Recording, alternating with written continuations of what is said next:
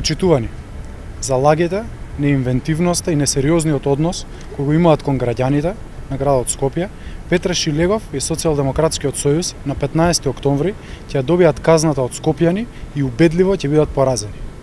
Шилегов вети дека ќе го вратал стариот сјај на езерото Треска. Голема лага.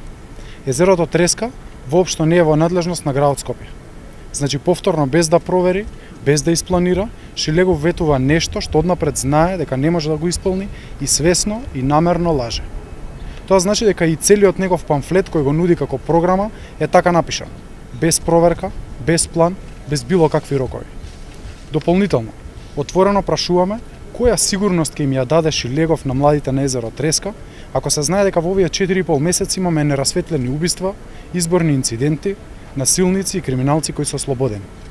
Ова не е прв пат како Шилегов ветува нешто што однапред знае дека не може да го оствари. Вети изградба на парк и рекреативни содржини на бунарско подрачје, каде што е строго забрането движење и било какви градежни потфати. Со тоа сака да го доведе до прашање водоснабдувањето на Скопје.